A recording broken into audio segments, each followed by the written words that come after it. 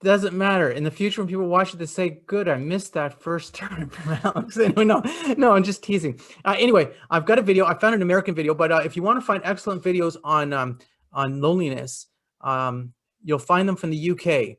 The British government has got a real serious program around loneliness for seniors. And but I found this video, which share the sound as well. Okay, so I have to stop sharing. You're right, because I forgot to do that. Sorry, Jen. Share sound. And we're going to start the video. The drivers who drop off meals for low-income seniors in San Diego first began noticing the changes a few weeks into the coronavirus pandemic. They saw some seniors, once well-groomed, looking disheveled and or disoriented. They're observing people who they see physically deteriorating because for the last 6 weeks,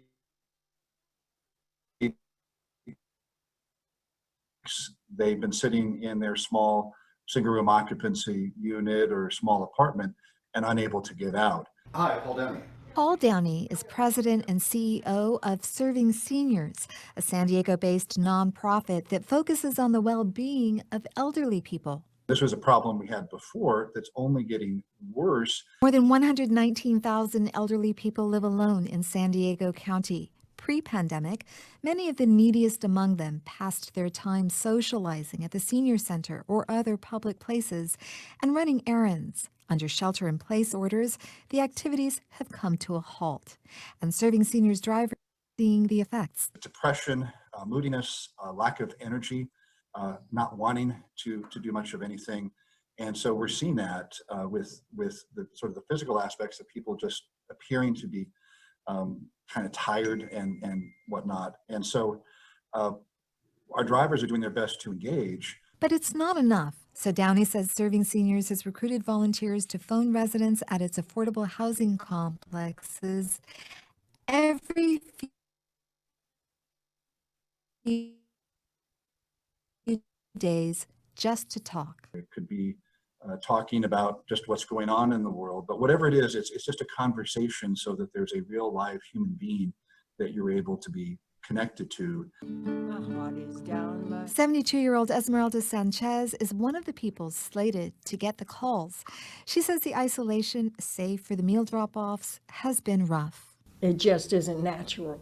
And someone brings food, knocks at the door, drops off food and runs away. They've got to feel like they're the ones that's contaminated. She says just learning that she would receive the phone calls has already lifted her spirits. I feel warm and fuzzy inside. Because she believes the calls will go a long way toward making her feel less lonely. Your voice echoing off the walls is not healthy. Volunteer Eliza Villaruel, a 21-year-old UC San Diego student, says she hopes the senior she gets paired with is less concerned about checking in and more interested in getting to know a new person. I hope that this person is able to learn from me just as much as I'm able to learn from them. Villaruel says she's volunteering for the calls to seniors because she wants to, quote, go beyond herself. And I believe that within times of uncertainty, especially due to COVID-19, it's important for us to all care for each other. USC gerontology professor Donna Benton agrees and urges everyone to pay closer attention to the seniors in their lives, to call them more often and search for signs of depression or worsening physical ailments. She says it's our societal duty to be concerned. If we don't care about the generation that's older than us by several generations, it almost is a reflection of how we feel about our own aging process.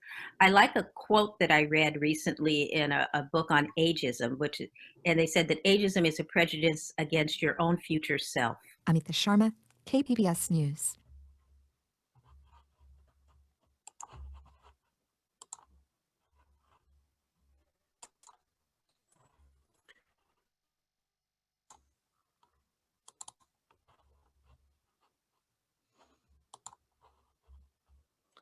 Okay, so I have some information we can share, and what we want to do is, if you have questions, you should put them at the end, or you should write them down, that sort of thing, so we can save them for the end. If you have a very important question and you have to ask it, I guess you could put something in the Where is, in the chat.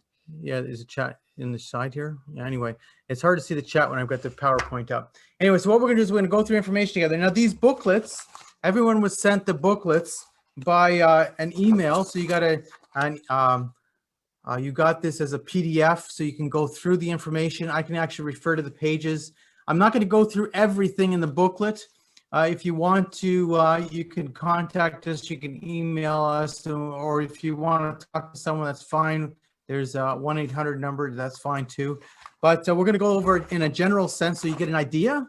And if you don't have it on your computer, you can look at it later if there's something that hits you. But you see, it's the booklet is actually broken up into the main sections. So we talk about things like our human needs, right? You know, why we visit, I've already covered that. Our human needs. This is an important question about our human needs. So we all have this, you know, as I talk about as human beings, we all have different human needs in a different way, but we all share commonality. So we all have physical needs, mental needs, social needs, and spiritual needs. This is what makes us, you know, tick. If we are losing situations. So if you're looking at our physical needs, you know, obviously speaking, there are people who, on our physical health, we need exercise. I'm a runner, so I do that. But I mean, in general, people who are older tend to also take medications. So if you're visiting someone, they have medications to take. You need to know that about 40% of people take 5 different drugs per week. 40% of people over the age of 65, and 12% take more than 10 drugs per week. Why is this important? Well, it's just part of what happens when someone gets older. A lot of people, they need these sort of drugs. When you're visiting someone, this becomes a part of something you're talking about. It's part of their physical needs. These are things they do. We also have to know that people who are older, it's easier for them to become dehydrated. Why is that so? Well, it's because they have less fluids in their body. It's just a fact. As we get older, our bodies change, our physiology changes. So therefore, sometimes how the drugs react to an older person is different than a younger person. These are all sort of important things that we think about when we're thinking about how people are reacting. Why are they reacting differently? People are reacting differently because there's other factors in their life. And it's important to understand. Now, I showed the video here first because it actually focused on COVID, and it actually also focused on making phone calls. There's some locations where you can't visit people, and I don't know how long it's going to be before everything opens up. In Utah, you might be fully open already. That's fine. That's good. I know I'm not here in Ontario. And so to communicate with someone, there's multiple ways to communicate with people. One is by visiting them, to be with them, to contact them. How would that be done? That would be done through coordinating it through the parishes. The parish knows that they have people who are older, so therefore what happens is we set up a coordination team of visiting. Now, most parishes might have that already. Some parishes might have that to a very large extent, and others it's a minor part of things because that's just how it is. Every parish is different. But in order to develop that more, then we get involved with training people to be open to doing that. But some people you may not be able to visit by physically visit by going to see them, or you can always phone them. And that's the other side of things, phoning people, talking to people. At the same time, people all have mental needs. We all need stimulation. It's important to have stimulation. So a lot of people who are lonely then do not get the type of mental stimulation they need. And this is a very serious problem for them. It affects them emotionally. The brain is like a muscle, eh? The brain needs to have activity. If it doesn't have enough activity, what happens is people start losing their abilities, right? They start losing their acuity. It's a normal sort of thing. It's the same idea as if you play an instrument, a musical instrument. If you never practice the instrument or never play it anymore, you lose that ability. It's just a reality. So you have to exercise a brain. One of the reasons why it's so important to interact with others is because of the fact that they are then how would you say, having an interaction with you and you with them. It's helping them emotionally, mentally to do better in life. If you look at these things, if you have loneliness, what does loneliness result in? Well, a lot of people, it leads to a long-term issues of physical type of disabilities because they are lonely, they don't interact, they're not moving, they're not going places, they're not seeing anybody, they lose their abilities. So what we're doing is we're sharing ourselves, we're being with people. It's essential for our communities. It's essential for the person. A lot of people go through issues related to, these type of physical illnesses. And there's some studies that have shown that loneliness not only then leads to emotional and psychological difficulties, but it also leads to serious physical issues. So they refer to loneliness as the, they say it's worse than smoking. They say it's worse than obesity. Why? Because of how it affects the body is quite extreme. You need this interaction. The human person needs that, and without it, there's serious difficulties. A lot of people who are lonely then become depressed. Why do they become depressed? Well, because they're normal human beings. They become depressed not because they're seeking or they have a problem or they're not getting drugs for their depression. It's because they're normal human beings and they need interaction. And if they're not getting interaction to the level they need, it's normal. If you were to have, now Alex is a very social being. If you were to shut me in my office and shut the door and leave me there for several days and no one bothered to talk to me, it would affect me. It would affect me. But if you left me there for months at a time and all I'm doing is eating and not talking to people, you would say, well, what are you talking about, Alex? If you look at the data, a huge number of elderly people say they don't speak to more than 2 people in a week. That's what they're saying. They're not speaking to more than 2 people in a week. I actually had some studies that I could share with you on my other presentation that I do, which talks about the fact that, even they did this survey of people and they were talking to them and they said, even if someone says hello to me in the store, I just feel so much better. Why? Because people do not talk to them. They don't interact with them. It's just because of what's happened in their life. Elderly persons with depression are more prone to psychosis than younger persons with depression. They can go through these mental downtimes. They have serious problems. 4 to 5% of older adults experience psychosis, according to the data, and is most commonly associated with depression. But elders can experience acute and chronic episodes of paranoid ideation.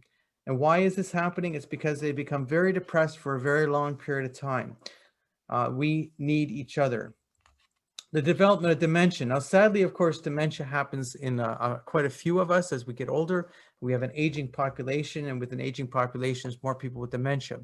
Loneliness, depression, it affects the development of dementia in the person for many different reasons, but certainly one of the big reasons is when you're spending a lot of time alone, you're not actually communicating them with people, you're not interacting with people. That affects the brain. It definitely affects the brain. There's many things that affect dementia though, so nothing's that simple. I don't want to make you think that, oh, there's this is the panacea for all, but certainly when we're talking about health of people, we need each other. There's the issue of social needs. Why are social needs so important? Physical needs. See, there you go. Okay. Mental needs. Our brains require stimulation to stay healthy. There's just no question about it. Dementia affects 1 in 20 people over the age of 65, 1 in 6 people over the age of 80. Dementia is affected by people who are lonely, or going through long-term loneliness. Okay. Social needs. Lack of social relationships is a strong risk factor for early death. Now, when we're talking about early death, we're also talking about the fact that our health is affected by our loneliness. Our health is affected by the fact that we're not interacting, we're not exercising. Then usually when you're socially active with people, that also affects our physical abilities because we're simply doing more. We're getting out, we're doing more, we're communicating with people. So social isolation is a serious problem because it leads to issues around we become affected by fewer things. So, it leads to a lot of, here's what I'm saying.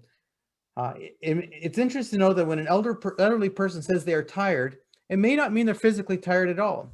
Expressing the term tiredness was associated with the need to talk to others and about fears and worries.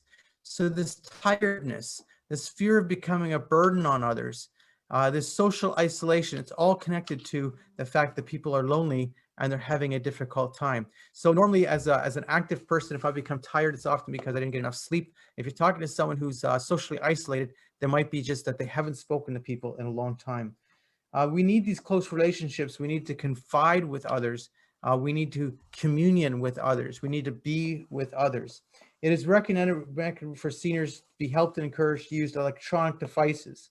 So in fact, it's funny enough, when I was looking for this video tonight, because I was looking for an American video, the best videos on this topic are all British ones, funny enough. But anyway, I found a whole bunch of ads for these different, use your iPad, use this, and it was always with the, sharing time with seniors.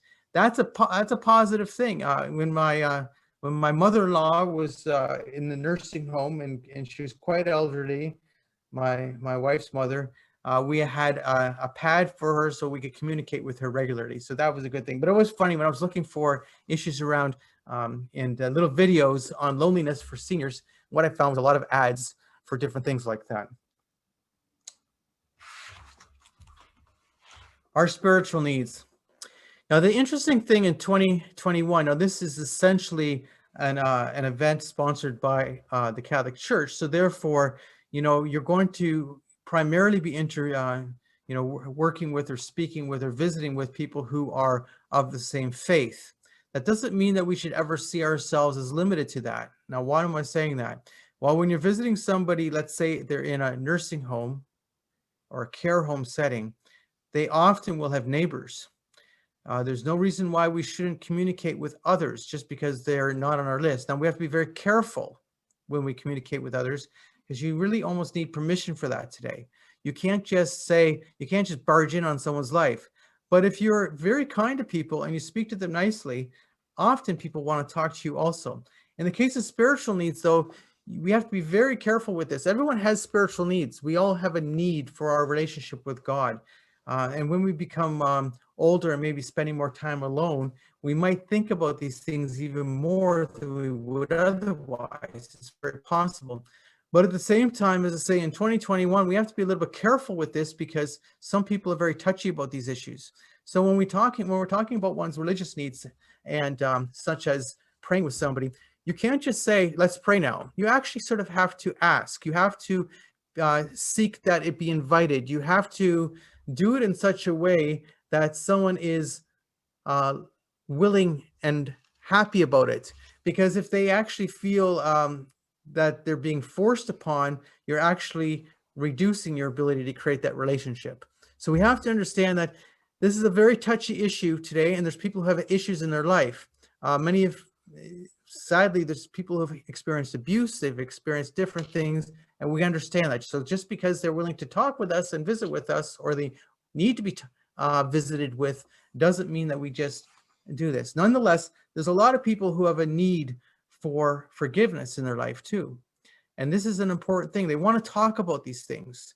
And so sometimes when you're talking to someone and the whole question of spirituality comes up, and people, this is a primary issue for people, they have strong spiritual needs. Sometimes the best thing you can do is not to talk, but to listen. You invite the question, you listen, and you're spending time with somebody. Sometimes people want to talk about something that's happened in their life.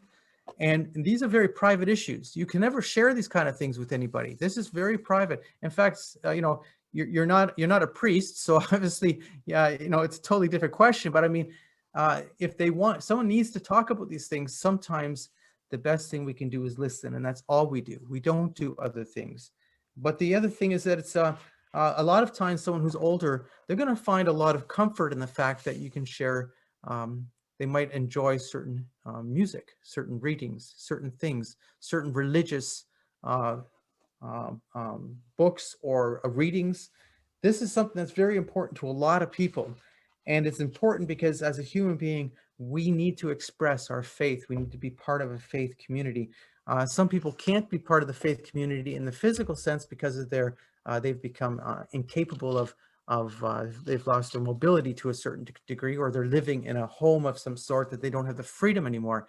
But that doesn't mean they don't have a spiritual need, right? And we recognize that. And I'd say, I'm bringing this up knowing that, in fact, that if somebody here is going to be volunteering in their parish to do visiting, that in fact, who they're going to be talking to is usually someone connected to the parish, obviously. And I recognize that from the beginning.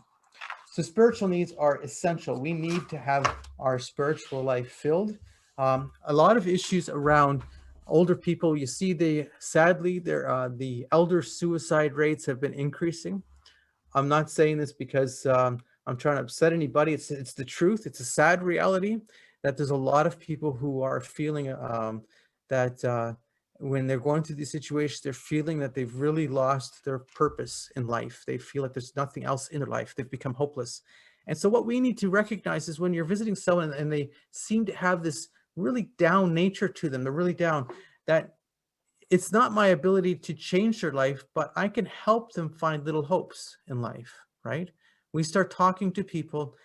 Uh, as I say, listening is the primary thing, but the second thing is, well, what's important to that person, right? And this is the things that we try and work on. Now, why am I saying this? Believe it or not, I receive phone calls all the time from people about issues related to end of life, euthanasia, assisted suicide. I get calls all the time. And these are very distressing situations. So what I'm always trying to find with that person, especially if it's someone who is trying to be they're actually calling you. So I've had people call me by accident because one of our supporters will give them our phone number, and so they're wanting death. These are people who are wanting death, and they're thinking I'm here to help them find death. And I'm talking to them, and I'm realizing, oh, okay, they got a phone number for one of our supporters to call me, and they're not realizing I'm euthanasia prevention, and that's fine. I've had a few calls like that actually. And so how am I going to deal with it? I'm trying to find what's important to them. What's important to their life? And you find that someone's children are so important to them. So then you start talking about their children. You try and find places where we go. Why am I saying that? Because you're going to find sometimes when you talk to some people that the odd time they're really down. And I'm not a doctor, right? But I can be a friend, and I can help someone not by doing anything else, but by listening and trying to help them find a commonality. Okay. This is what we're doing. You might have questions about this, but I think that the spiritual needs are very essential to every human person. But because it's now 2021 and the world is changing on us, sadly, very quickly, you will find that you have to be very careful with here. But when someone is really open to that opportunity to talk about faith with you, because this is something very important to them, you're going to bring great comfort to someone just by being open to them, talking to you and sharing with them. And they might have a hymn they loved in the past, and you start saying, well, I can bring that with me next time, and things like that. And you're creating a great inner peace for the person and helping them in such a way that they feel that life is a different place for them. We're going to move on to the next section. That doesn't mean we've covered everything in depth. You do have a booklet, so that's fine. We are open to questions after the presentation. So we're going to cover half of the program here. The next section is called Visiting Advice, and Genevieve's going to go through with you. Some of this might have more specific nature in Utah, meaning that every area has got some different rules about these issues. Yeah, so with COVID, it's different in everyone's area. In Ontario, we have a stay-at-home order, so we can't do anything besides like phone calling. But in Utah or in other parts of even Canada, everything's a little different. So basically follow your own restrictions, and that's all we can really do with COVID right now. So before you go, we want everyone to have like a background check, a criminal background check, just to make sure that everything is fine legally. I'm sure all of you guys are fine, but it's just for the comfort of people you're visiting and also for yourself. We also so in Canada, we've got something called, as I said, a criminal background check. So you go to the police and you give them your information and they do a check. I'm assuming there's something similar in Utah, and that's like a vulnerable sector check issue. Yes. It's very important if you're going to be dealing with people who have a vulnerability that they do that for the sake of us and for the sake of the person that they're visiting. At least that's happening now. Yep. We also suggest, if let's say you're visiting someone for the first time that you don't know, that you go with someone else as well, just for your own safety.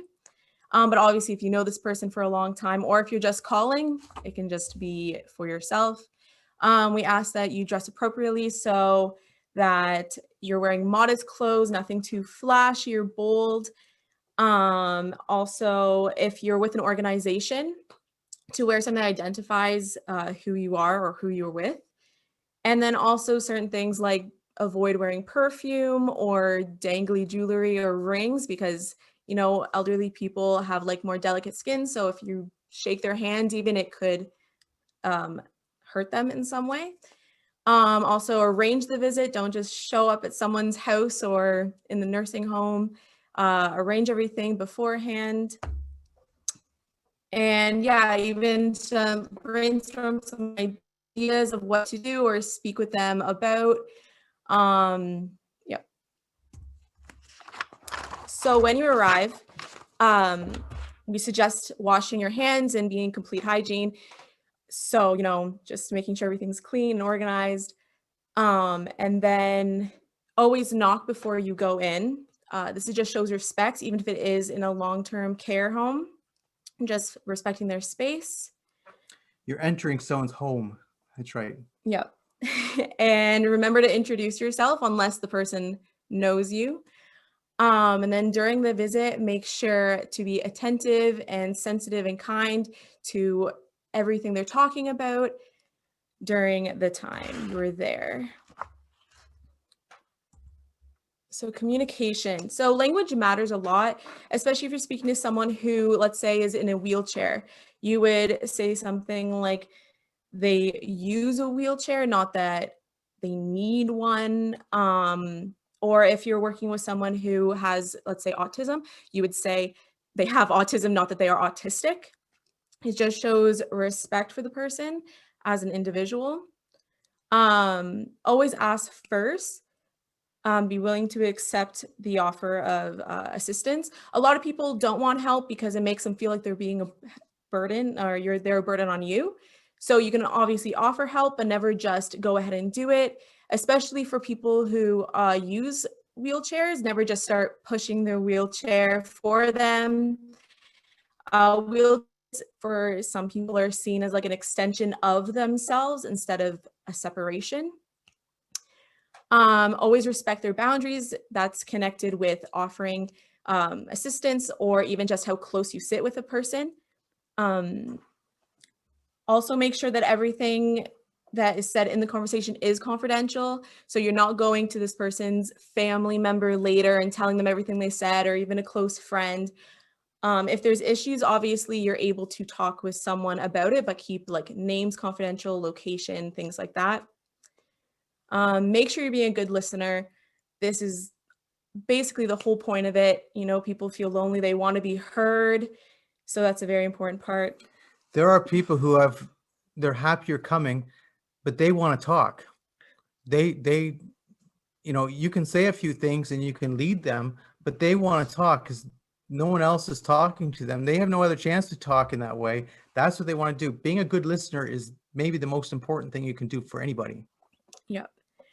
Also, remember you're visiting an adult, so try to treat them as an adult, even if they have any sort of disability, mobility issues, anything like that. Just remember who they are and show them that respect. And with saying that, also give them time to respond. A lot of people take more time to process things, especially as we age, our brain does take more time. So try not to rush things out of them or finish sentences for them. Just let them take their own time to respond. Be alert and aware of everything that's going on around you, and also just what they're saying to you. So nonverbal communication is very important. I would say some of the biggest ones are like your facial expressions, eye contact, and your body movement. People pick up a lot more from nonverbal communication than even just things being said to them. It can show respect if you care, if you're even interested in what they're saying. It can also just, especially with facial expressions, how you feel about what they're saying. So it's good to try to stay like calm and just compassionate about everything that's being said. Yep. And then for their emotions, like recognize that the person may be anxious about things they could be saying, especially if it's the very first time. Everyone's a little nervous first time you meet someone new, but also if they start talking about something from their past that might not be a great memory for them, they might feel very upset or anxious around it. So also be sensitive to pain that could be physical, emotional, or spiritual. It all depends on what they're talking about, or even things that are happening in their life with different illnesses. And also make sure to always validate their emotions. A lot of times people feel like they're not being validated, or they haven't been in the past, and that causes a lot of pain emotionally on them. So it's good to make sure we're always ensuring that their feelings are valid. Right. You're not visiting people to argue with them. So conversations tips, this is basic stuff. Like when you get there, talk about the weather, you know, how to open up the conversation. When someone has a memory issue, ask questions that require only yes or no answers. It makes it easier for the brain to process things. Also go along with wherever the conversation's going. You might have had an idea like, oh, we're going to talk about 1, 2, and 3 today, but you know, we start with 1 and all of a sudden you're at 3 and then it jumps all over the place. Just flow with it and don't feel like you have to get certain things out of them. You're there for them and what they want to talk about. So there are some don'ts to visiting. Don't be impatient. Don't argue with them about what they're saying. Don't give false hope, especially around illnesses or just anything that they might be talking about. Don't be dishonest or artificial. People pick up on that really quickly. Don't be judgmental of how someone talks about something or something that might have happened in their past. Don't whisper to others. So yep, don't tell anyone what the 2 of you or 3 of you, depending, have spoken about in your time together. And don't talk in front of them as if they aren't there. It just makes them feel almost dehumanized or less than. Here are some more don'ts. Don't discuss your own troubles. You're there for them. Don't ask questions about their illness unless they want to expand on it. Don't force the person to talk. Sometimes some people really just need someone to be there. So conversation could be like slower or less. And don't speak too loudly or use unnatural tones. Don't point out any mistakes. And don't buy them gifts or accept gifts. Like unless this is a close friend of yours, then obviously you can do that. But for someone new that you're meeting, don't, because they might see it as a way of like buying your friendship more than you being there just for them. Some people may not have anybody visiting them, so they might want to give you something. You can't be accepting gifts from people. You just can't be doing that. It's just not right. Now, when she says don't speak in an unnatural tone, I'll tell you, I've got a lot of experience in the disability community, and I'm not saying people are being intentionally anything, but a lot of people talk to disabled people in a tone that's almost childish, and they're not realizing that they're infantilizing someone who's a human being, adult, who recognizes you're talking to them like that. People don't realize they're doing that, and you just should never do that. You always treat someone like an adult, like a person who's equal to you in every way, shape, and form. And that's just how you always speak with respect. So for ending the visit, everyone has their good days and their bad days. And sometimes you might have scheduled a visit for an hour and you show up and now all of a sudden you realize this probably isn't a good day to visit. So you can leave early. That's completely fine. Also, if someone wants to pray with you, you can offer that, or if they ask you, then you can obviously do that, but don't force it on them. Again, that brings back to spirituality, and we don't really know always where someone is in their own spiritual journey. Sometimes short visits are better than long visits. They're easier and they feel more genuine. When you're there, plan a next visit. It can bring hope to a person's life, especially if they only are seeing 1 to 2 people or 3 people a week. And always thank them for their time. It's just a sign of respect. So after the visit, we encourage that you keep a journal that has like main points of what happened. It's also something that's good to look back on in cases of if someone brings up something like abuse that might have happened in their childhood. It's just good to have notes of things. This is a very private thing, though. This is something that is not to be shared with anybody. Anything you're writing is about being ready for your next visit. It's not about now I know something about somebody. It's absolutely private. If you're a medical person and you keep a journal, that becomes a legal document.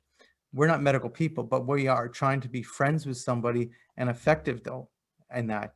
So when I'm saying this to people, this is I'm very clear always. This is something you're doing to make the next visit a good visit. It's not about sharing. You can never share anything about anybody unless, of course, they want you to. That's a Mhm. totally different thing. They may want you to, and that's a different issue. It's their business. Yeah. Also, after the visit, it's good to evaluate how the visit went for just yourself. And then think of opportunities that of enrichment. So let's say they spoke about gardening or something they enjoyed from their past. You can bring that into your next time seeing them. Also, if you have any concerns, you can call the office or email us, or even if there's like a supervisor, if you set that up in your area, then that's a person you can talk to.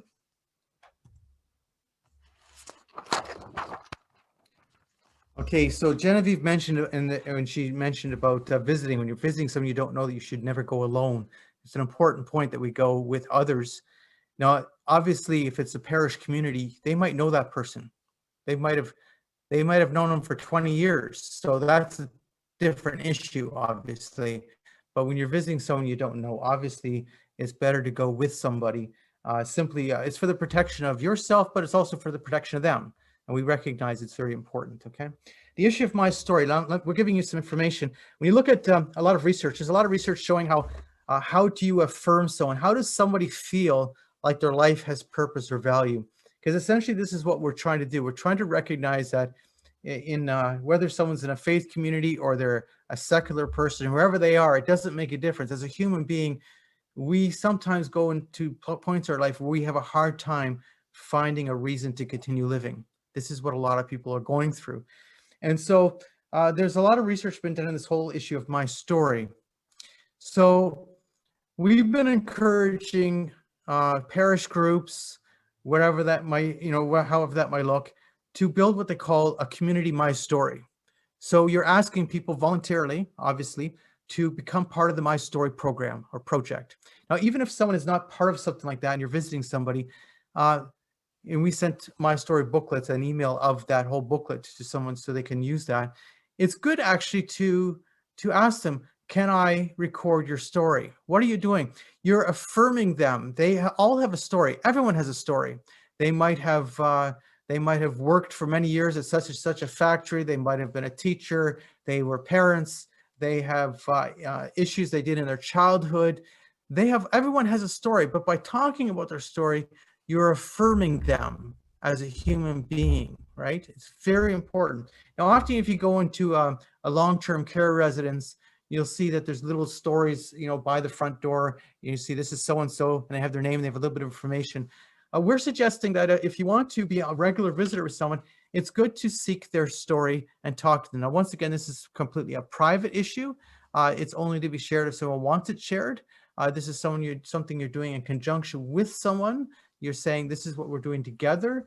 And but why is the My Story important? Well, the My Story is important because it really does deal with the issue of my life, and that my life was important and my life is important. I'm important to others. So My Story matters. What's happening? A lot of people are looking at their issues. They're going through depression. A lot of people are lonely. This helps them with self-awareness and self-discovery. Some people feel, my life, what have I done? What they're having is this difficulty now. Let's say their spouse has passed away many years before. Their children don't live anywhere near them anymore, and they haven't seen their grandkids in who knows how long, and they're going through a lot of difficulty. This is their human reality. So we're looking at issues of self-esteem and helping with their social isolation. Some people have experienced trauma. It's a very difficult issue, trauma. But people have these issues they have to at times deal with it. Now, whether you're the right person or not, but having people tell their story, if they willingly want to do so, that is, of course, everything has to be very voluntary. It helps them to express what's happened to them in their life if they're telling their story. They may not wish to share certain things with you at all, and that's, of course, their business. And you're not asking them about their trauma. What I'm saying is some people have experienced that, and they're looking then they're trying to deal with it in their own life at this time as they're getting older. It sounds like I'm seeking someone to become a psychiatrist, and in fact not, because the idea is really to be recognizing as a human being, this is what people have gone through, right? This is their life experiences. Some people have life experiences that are very difficult. Some of them have only wonderful life experiences. My story matters because we're recalling events in life. You know, a lot of people have events that bring them great happiness, and it's helping them to remember these events in life. It's also good if they are, let's say they were involved in, I used to say, if it's a church group, and let's say they were involved in the ladies group of the church, and they were one of the great leaders in that ladies group for many years. And now they've become, let's say they had a stroke or something, and now they're really not capable of being involved in that anymore, even though it's something they had loved for many years in their life. Well, you know, they might want to talk about that. This is something they want to share because it's the things they had accomplished, right? The things they did, how they were intercommunicating with others, how they did great things for their community. You know, the nice thing about that is by them sharing their story, we then learn their story. It's our history too, right? They are being affirmed in their life, and we are gaining, when they want to share that, we are gaining our history. It's a form of healing for the person. Absolutely. Lisa Ann is just joining us. Very good. It's a form of healing for the person, speaking about their life, sharing memories. It improves cognitive function. I already talked about the fact that people who aren't communicating, or they don't communicate on a regular basis because the fact that, you know, people aren't spending time in their life, that affects their ability to their cognitive function. They have an important place in this world. We're affirming that. We're about affirming people. We're not about challenging them. We want to affirm them. We want to recognize that all of our lives have purpose, and it's all done on a practical level. It's all about how I live my life. You know, we review one's life, we write it down, and then we share it back with them, you know, and they would say, oh yes, and then they might want to talk more about it. And there's no rush on this. We're not talking about saying, well, let's sit down for 4 hours and get it done. And then, no, you're talking about visiting somebody on a semi-regular basis, and then you're creating a relationship with them. They're feeling affirmed by it. Seniors that are high risk for suicide. It's sad. And we're not just talking about secular people, faith-based people too, sadly also die of suicide. Is it something that we condone? Well, whether we condone it or not, it doesn't matter. It's happening. We recognize this. Depression is an important part of being human because we all go through depression to different levels. Like, we all feel that. Some people in a deep way. Some people become so depressed that they can't see beyond their current situation. They can't get beyond that. Whereas others, it's sort of, you know, I feel down. So there's all different levels, but we all go through these same feelings. Men aged 85 to 89 have the highest suicide rate of any group. Well, now we have the legalization of euthanasia in Canada. Utah, thank God, does not have assisted suicide. But when you have that, you get people thinking about it. I just dealt with a case. It's very sad. Last Friday, I didn't know these people at all, but I got a call a couple of days ago from a woman whose father died by euthanasia last Friday. And she told me all about the story. It was very sad because here's a guy who, at the point of going through some difficulty, he wasn't terminally ill, but in Canada, you don't have to be terminally ill, I'm sorry to say. Not to say that any of this is any good, because none of it's good. Nonetheless, it came to the point where he felt there was no purpose to live.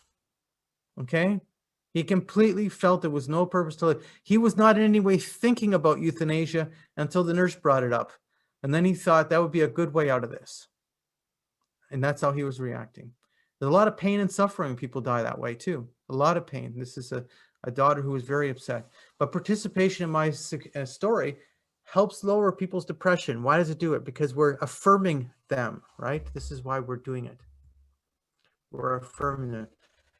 It helps with the ability to care for others, guiding the next generation. When I say, for instance, if you're encouraging, let's say, a parish to do a My Story, they're visiting then the older members of the parish, people who are, let's say, in care homes, or they might be in shut-ins. They might still actually be quite active still, because they might want to be part of that My Story. We're learning our own history, right? We're sharing our history. We're sharing it with others, but we're affirming them as we're doing it. So we have meaning and purpose to everything we're doing. My Story helps to connect to the past. You know, everything that's happening now, we have a very big difficulty right now in our world with all these changes going on constantly. And some things are very negative in our world. But it's important to understand that we have a past, we have a history, and it's a history of people, right? No, it doesn't want to change. What did I do wrong, Jen? Is it down here? I can find it. Yes, it is. I Yeah, can right change it right there. Loneliness is a psychological state. It has a risk of early death. Loneliness equals depression for many people. My story eases the transitions in life. Our conversations combat loneliness. It's very important. My story promotes and reinforces a person's place in society. It's important to know that we all have a place in society. It encourages and acknowledges people, their importance, and reminiscing is very important for people. A chance to talk about things. It helps a person reconcile with the past. We're not psychiatrists, okay? I understand that. But, you know, it's possible that if something did come up, and I mean, remember, this is all privacy. I can't emphasize it enough. If something does come up, and that person was open to visiting with the priest about certain issues that are very important that happen to them, that's an opportunity to say that, right? So then you can also help them lead to more spiritual healing. Someone might not have ever shared something in their life, and then they're talking to you and they do so. I'm not saying we should be seeking this out. What I'm saying is sometimes that will happen. It fulfills a psychological need. Your story is important and you are important. This is what we're trying to say. You are important. And a lot of people aren't hearing that anymore simply because of the reality of their life, right? They are in that state now. We don't necessarily also look at them the same way, because I always tell people also, if you're older, don't go visit the doctor alone. Yeah, Catherine here is a doctor. Why don't you go visit the doctor alone if you're quite elderly or if you have certain significant health problems? Well, not every physician is going to look at you the same way. I'm not saying they're terrible people. I'm saying they're human beings also. And they see someone who might have all these comorbidities and issues. But when you come with them with someone who knows them, and they're being, you know, they're visiting a physician and someone's with them who sees them as an important human being in their life, it affirms that person to the physician. I'm not putting down physicians, Catherine. I'm just saying it's a reality of life. We're all human, right? We all recognize that if I'm looking at some elderly person myself, and I see that they really are having a hard time walking, and I have no idea who that person is, sometimes we make judgmental calls, and we shouldn't, but we're human. Relationships help deal with that, right? They're important to someone. They have a place in our community. Social engagement is fundamentally important. Preventing isolation. Social isolation is a serious problem in our culture. You know, the funny thing is we have more people and more resources than ever before, and we have more loneliness, depression, and isolation than ever before. It's very interesting. Validation, validating somebody, special individual with a lifetime of experiences. We are affirming someone as having an important experience for the rest of us to share. Now, trauma. Now, I'm not saying that we are here to be psychiatrists. I've said that already before. No, but someone might bring up trauma. Reminiscent therapy helps them deal with past psychological traumas. A lot of people have had trauma. Now that, you know, if you consider the age of people now, a lot of people in previous generations now, I mean, they'd be quite older now, went through the wars, all right? And they had certain traumas too. Anyway, it creates a sense of peace or relief. It's a healing component.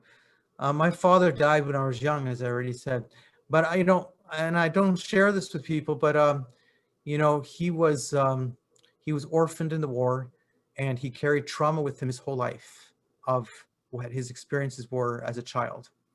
And you can see how that, you know, having an opportunity to try and talk about it in a different sense sometimes can deal with some healing. Basic questions, you know, when we're dealing with the questions. So what happened is, if you look at the My Story booklet that we sent people, there is a whole list of questions. Now, this is something that we've actually done training on alone. We just go through the booklet. So let's say a parish community or a group of parishes wanted to do the My Story program, and they want to train volunteers just to get involved with the My Story program. We go right through it with people and help them understand what we're trying to do with this and how we're trying to help people through this. And you see a lot of the questions are very basic questions. Why are they very basic questions? Because all of us live very basic things in our life as well as we live special things in our life, right? We all have these things. So anyway, so when we're talking about questions, when we're dealing with the issue of my story, you know, these are the whole questions of who, what, where, when. You know, even I'll give you a prime example. Did you have a best friend? What was their name? Someone likes to talk about the best friend they had as a child, right? This brings up good memories. Where did you spend time together? And they start talking about how they spent time together as a child. Did you have a pen pal? Things like that. Childhood friends, the church they went to as children, you know, how many siblings they had, what school did they go to? These kind of things help them talk about it. And if they were involved in the church, we have questions there about, and you can develop a separate set of questions also, you know, things they had done, right? Things they had done. So this is the end of our day one presentation. And what we can do is if people want to ask questions, I can stop sharing here. So we have these booklets already. We sent this by, as it's a PDF. Everyone has this. Hard copies could be sent, but obviously right now you all have PDFs. The My Story interview booklet was sent. There's a lot of things we could do as a training session just on this. This program was developed specifically so we could encourage groups to get involved with this as a group activity. The idea is that if you have a parish that wants to look at not only affirming its people, but also its history, you can combine the two together. And of course, once again, everything's very voluntary because you can't assume that things would be shared, and everything has to be approved. Obviously, if they're going to share a story, and let's say you've spent many hours with someone, you've gotten to know this person well, they've shared a lot of information. At the end of it, when it's sort of conglomerated into a story type thing, it's a nice story, you have to get approval. You can't just publish that. You need approval for everything. But what I'm saying is it's an opportunity.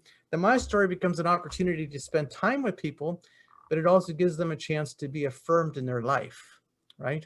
And that's a very important portion. So we've got quite a few questions here. Great book for understanding aging is The Gift of Years Growing Older Gracefully by Sister Joan Chittister. Okay, that's good information. That's very good information. And that comes from Cynthia Perry. So it's very good. Cynthia is a Canadian. Lisa Ann, oh my, I had no idea that the suicide rate is high for seniors. Yes, sadly it is. And actually, sadly, the suicide rates have been going up. So there's something you have to, we recognize there's something very problematic in our culture that has led to this. Can you keep notes while you could keep notes. It's difficult to keep notes while you're doing a visit because you want to be listening to somebody, right? When someone's talking to you, you don't want to be taking notes. You actually want to be looking at them. If you're important to me, then I look at you, right? I affirm you. But if you're just someone I'm talking to, then it doesn't have the same effect. You know what I'm saying? So we try and take some notes afterwards. If you're doing the My Story with someone, let's say they've agreed they're going to do the My Story program and you're doing that, and it's part of a whole parish thing, and there's several people working on this together, then obviously speaking, they know that they're answering questions and you're writing it down and you're talking to them. That's a whole different thing, isn't it? That's a whole different thing. Thank you. Hopefully it will be okay. Okay, fine. Yes, it is being recorded. Yeah, okay, I got to that. Thank you, Alex and Genevieve from Cynthia for presentation and the booklet. The format is a great guidebook. Excellent. Now, is there, someone can actually, if you want, I can unmute. I can ask to unmute. Is that here? Go to. Why don't I go like this? Ask to unmute. I can ask to unmute everyone, I think. If anyone wants to ask questions, view. Gallery view. Oh, now I can see pretty much everyone. That's really beautiful. We changed the view. Isn't it wonderful? Genevieve knows this stuff better than I do. Like the old man doesn't know. If you put up your hand, I can actually unmute you if you want to ask a question. There is actually a put up hand process thing in the yeah. But if you put up your hand, I'm happy to unmute you. I can't see. Some people have only their on sounds here. Okay. Because we have time, so we might as well talk. This is all about talking and communicating. Does Catherine want to say anything? No. I was kind of caught by reminiscent therapy, that phrase, and I'm assuming that's part of what the My Story is. But do you want to comment a little bit more about what reminiscent therapy is? Well, we're not trying to get too deep into everything in that sense of, but what it is the idea that a lot of studies have been done around people who are, going through depression and loneliness and deep loneliness.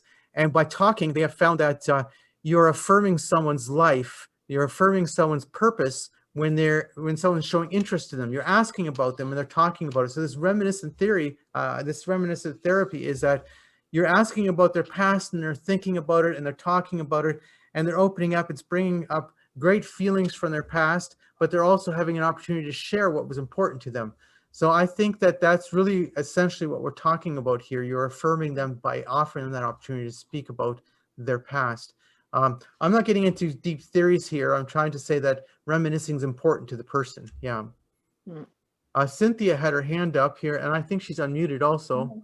Yes, hi, Alex and Genevieve. Thank you for the presentation. I just wanted to ask, have you ever come across the situation where you are in the midst of doing the story and they don't want to have it, say, recorded for, posterity, but they don't mind going through the process? Is that something that still would happen, Okay, so Cynthia, just so you know, so we're in London, Ontario here.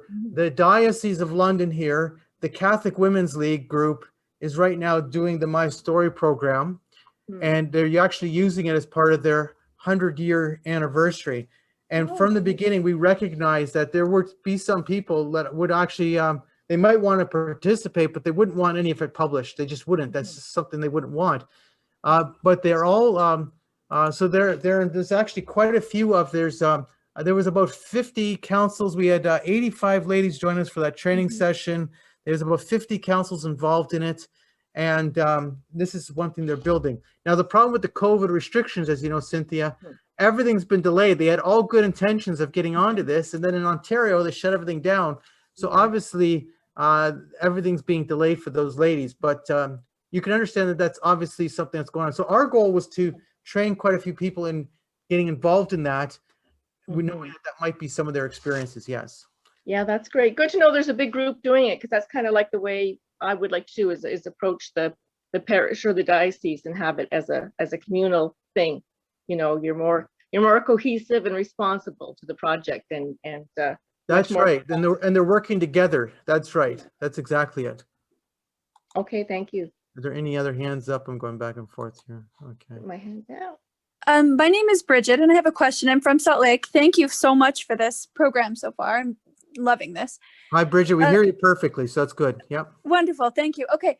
So a question and a comment. And the question is, how then does one go about organizing this formally and finding the people who need affirmation and visitors? And the comment, because I know you'll go back and be able to answer that question, but I remember hearing a study done, and there were people who were older and they weren't feeling very good about themselves, as you've described. And when they told their story about the third revision, they had a whole different perception of their life and felt so wonderful about how their life had gone. You're probably familiar with that, but otherwise, how do we go about bringing this to our parish formally?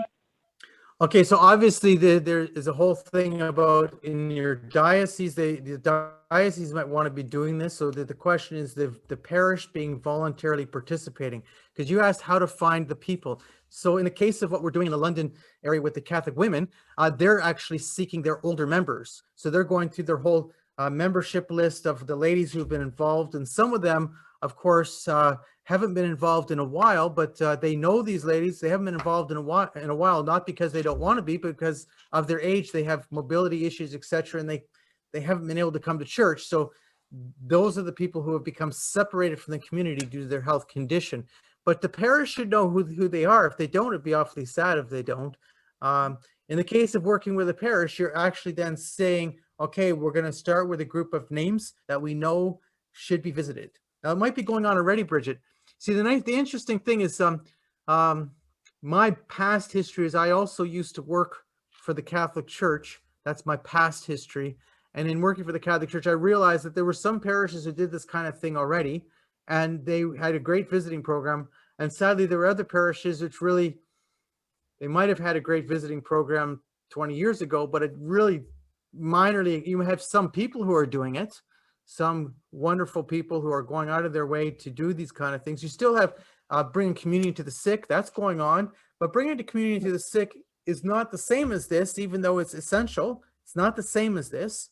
It's an essential program for Catholics, but this is more about dealing with the person, not their sacramentals per se, right? So anyway, you'd be working with the parish. Now, if there was a group of people who wanted to work together, obviously, if you're working in the parish, you need to be working with your priest and your parish community. There's no question about it. You can't do it another way. This program, as you see, if you read through the booklet that you were sent online, you're going to notice there's nothing religious per se about it. It does talk about faith, because of course, that's an important, compelling part of a human person. Someone might express faith in many different ways. But we tried to design the program so whether you were the Rotary Club or whether you were the Catholic Church, you could use the program. That's how we tried to design it. And so we recognized from the beginning that it isn't necessarily specifically a religious thing as much as it's very well used by. And in fact, if you look at our churches, you can see the validity of the fact that our churches are organized in such a way that it's possible to do these things. Thank you. Christine has her hand up. I would make a quick comment about that for Bridget's sake. You've got a I huge do know mountain in the that- background, Christine. That their parishes, there are some parishes that already have visiting in place and others that don't. And one of the things that I have found probably the most helpful is to go and talk to the pastor. Right. Because he's going to have a pretty good sense of, I didn't even know this, but some of our pastors are already visiting all of the people in the nursing homes. And so they'll already know a lot of the people. But other parishes actually have committees, like in the Respect Life committee or in a different committee that are doing it. So, but the pastor at your parish should know what's already in place. Absolutely. And it all depends on a parish. Absolutely. This is, that's how you work together. Correct. And if Mary they Jean, don't, then it's a great opportunity to start one. absolutely. That's exactly it. If they don't have an effective, well, they might have, as I said, every parish has got somebody who's doing these kind of things. When we were dealing with as I said, the Catholic Women's Group, some of those ladies had years of experience of doing this. And so what was really great at the end of our presentation, we invited them to tell some of their stories because obviously speaking, some of them had incredible experience. So no one was saying, oh, you know, we can learn from each other. Mary Jean, you have your hand up. Yeah, Genevieve. Yes. Are you in high school or? No. No, I actually graduated from college in 2019 from the Developmental Service Worker program. Oh yeah. So yeah, I went to school to study like disabilities and how that affects people from all ages. So my question to you is that could this be done with school age kids? Like remember, I don't know if they still have to do it because of COVID, they're 40 hours. You know, they had to get, I'm in Ontario for everybody. You had to get 40 hours in order to graduate, whether you were an A student or not. If you didn't get your 40 hours, you didn't graduate. So did you ever try to do it with high school kids or university kids? So I'm actually talking with a group of girls right now in Ontario, and there's about 20 of them from Toronto all the way down to like my area in London. And they have like a pen pal situation going on. So it's very similar to this. So yeah, we're working with them right now. Yeah, because pretty soon, like, you know, CWL is generally older people, right? And we're going to be the next group of people with nobody under to come and visit us. Well, you know, there's a reality that, you know, our church community tends to have an older population. Not to say that it needs to be that way. It just tends to be that way. Absolutely. Genevieve just looks young because she is got a lot of her dad's genes in her. And there's you know, you have to feel sorry for her for part of that, but for the rest of it, you'd say, well, at least she looks young. You know? That's right. Well, it's hard to tell high school and, you know, college, but yeah, I really wondered about, and then actually, if nobody else is waiting, Alex, I got a question for you. Well, Marianne put her hand up. So let's let Marianne go. Then we can go back to you, Mary Jean. Okay. No problem. Hi, I'm blessed to have in our parish, there is a visitation thing, and it was before COVID. So I have stayed in touch with people over the phone because we can't visit in person anymore. But, you know, I found over the years, you know what, it's good to pray about it. Lord, send me the Lazarus in my life. Where are they? And point them out to me, the people who are lonely, and that we might not perceive as being lonely, but God will point them out to you if you pray about it. And I know I've visited a few neighbors and become really friendly with them, just the elderly ones that are more isolated, alone, and developed really wonderful relationships with quite a few of them. A lot of them have died by now, but one neighbor too, I knew she was Catholic, and I asked her if she'd like to join me for the rosary, and she would come to my house once a week, and we'd just spend 15 minutes, 20 minutes praying the rosary, then she'd leave, and we prayed for the neighborhood. And it was just beautiful. And I said to her one day, you know, I can come up to your place, because she walks a half a block to get to mine. She said, oh no, I love coming to your house. So that's another aspect that we can look at, just the people around us. We don't have to go to nursing homes or anything. There's lonely people right in our neighborhood, I think. So Well, you're absolutely right about that point, Marion, about lonely people in the neighborhood, because, you know, funny enough, we live in a small town. I don't live in the big city of London, Ontario. I live in a small town, very small town. And actually in small towns, you actually have an older demographic. It's just the way it is. And so there is a lot of lonely people around.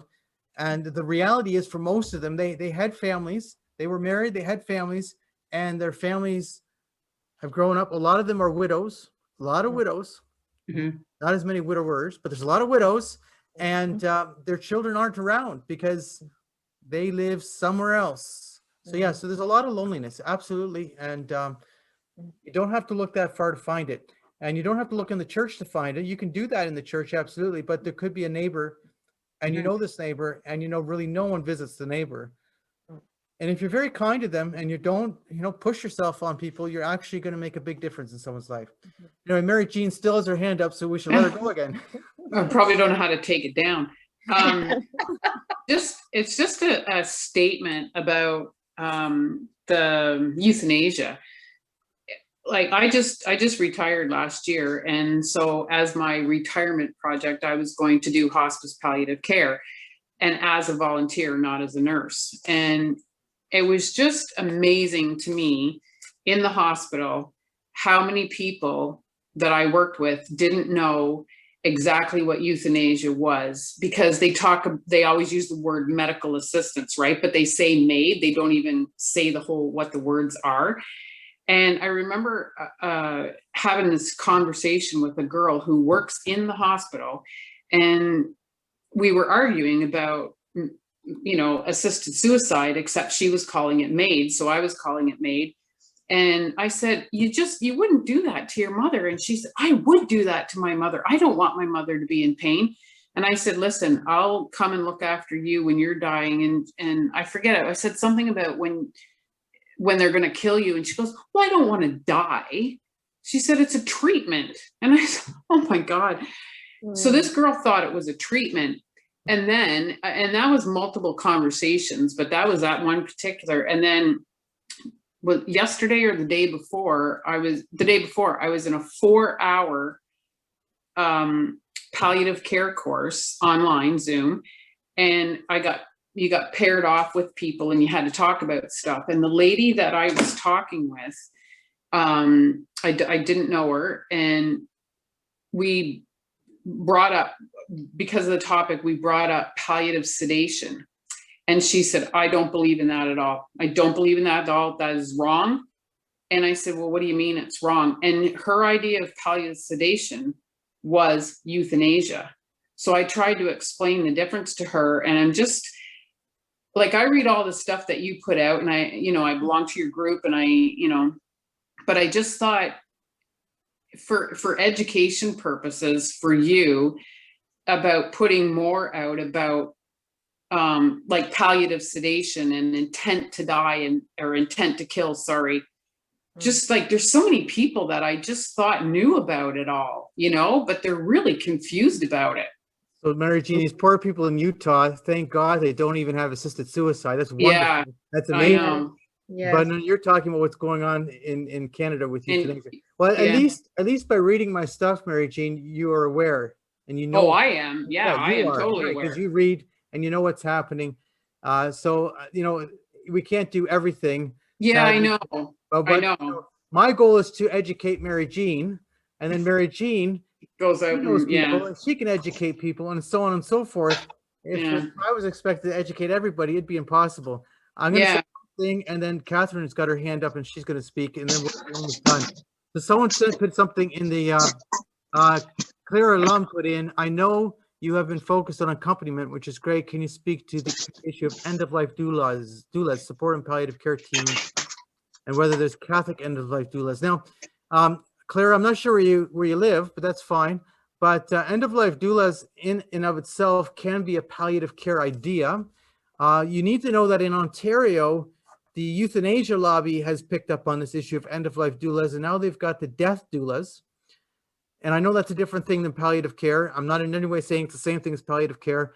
But the idea is, of course, someone who's accompanying someone as they're dying is the idea that the end-of-life doula.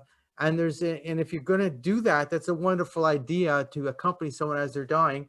It's part of a palliative care or hospice process to be with people as they're dying. This program actually originally had that sort of as a vision, but we saw that there was a wider vision of the loneliness in general. But as I'm saying, and I say this to you because I don't know where you're from Clara, that in fact in Ontario and in parts of Canada, we're having a problem with the fact that now the euthanasia lobby is supporting and promoting death doulas. And of course, those are people who are going to be with you as you get killed. It's a different thing, I understand, but these are the kind of confusions that go on when you legalize killing.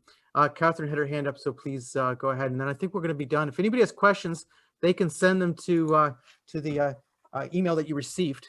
And next week on Thursday evening, we're going to have the second session, and hopefully all of you join. I will record it from the beginning instead of what I did this time, and it could be made available to you. Catherine.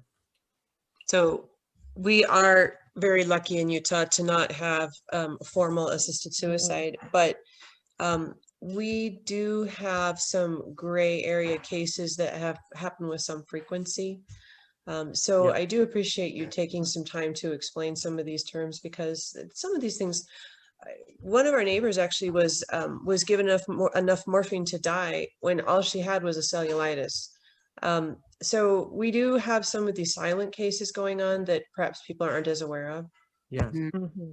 Well, as we know, Catherine, there's abuse that goes on by people who do not respect life. And so they will take it in their hands to overdose people. And that goes on everywhere, whether assisted suicide is legal or not. That goes on everywhere. And it's based upon, as you know, some physicians don't share our belief in the respect of human life. And so we're not attacking physicians. We're just saying there's a reality of the human person that some people don't share our beliefs, and they do these things. Lisa Ann had her hand up.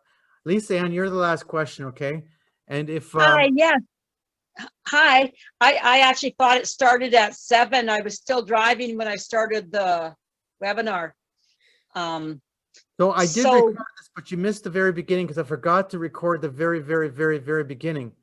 Yeah, for some reason I was thinking it started at 7 Pacific time, but so I was still driving around, but I was listening to you guys. So my story sounds great. I don't know anything about it, but from what I got of it, it's people watching out for other people and getting the dialogue going and saying, hey, you've got some purpose and we know it and we'll be some company. So that's wonderful. So that's really good. I'll look into the paperwork. I know I took a quick look. So what we're going to do is we're going to upload this video to YouTube. You'll miss my very beginning, but all you're going to miss is my talk on euthanasia, assisted suicide, the basic stuff, and then we can share it with you. Okay. Crystal, can you give a final goodbye to everybody, and then I can hit the stop recording? Yes, actually, I think we had one more question. Marie, did you have a question? It looked like you were raising your hand. Yeah, it wasn't a question so much as a comment. The Utah legislature has had euthanasia bills before it. They're not using that terminology. They're using other euphemisms. But over the past, I want to say 4 years, 5 years, there have been bills before it. Some of them have not gotten out of committee, but it is no guarantee that Utah will continue to respect life in this sense. The sponsor has indicated that she intends to continue bringing this legislature back. So what Compassionate Choices is doing in the US is they have been floating bills in states that they know they have no chance to win, because they're trying to find those allies of theirs who are pro-assisted suicide, and then they're trying to build their team to legalize, right? So that's what they're up to. So they may have had no thought that Utah was going to legalize, but by getting someone to sponsor a bill and float a bill, they're going to identify their allies, and they're going to go from there, and they're going to try and build everywhere. Their goal is to legalize everywhere, and that is a sad reality. So you can't just assume that oh, we're safe, because in fact we're never actually safe. We have to always defend the truth that it's wrong to be killing people, and it's wrong to be involved with killing people. Yes. It's wrong for many reasons, and nonetheless. And I tell people, take Canada as the example. Don't follow our lead. It's gone crazy. We've had less than 5 years of this, and now we've extended euthanasia to people with mental illness. And it's very subtle and very insidious. And so this education is just so prime. It's so important. And Thank you, to just Cynthia. get it out there and make sure, because, you know, I think that's how my own father did, you know, to go from in 24 hours to be, you know, cognizant. And then, I mean, he had cancer, but then I'm watching the shots that they're giving him of morphine, and then they want to move him in the morning. And I was like horrified, like, what do you mean he's going to be dying? You can't. I said, well, if you move him, won't it bring on the death? And she goes, sometimes it happens. And I just, you know, I just kind of fled to go talk to the spiritual director, but it was traumatic for me, because when I came back, he had passed. And, you know, and it was those morphing things, they were coming, and it just happened in 24 hours. Yeah. Anyway, a lot of difficult deaths happen. We want to be with people and care for them, because we have no intention of anyone having a bad death. That's not our hope at all. Our hope is that people have a good death, but we have a human need to be with others. So I'm going to thank everyone. I'm going to end this event. Thank you, And Alex. we're going to send everybody an email for next week's event, and next Thursday night. And we have recorded this. I'm actually going to press stop recording now, even though you're still with me.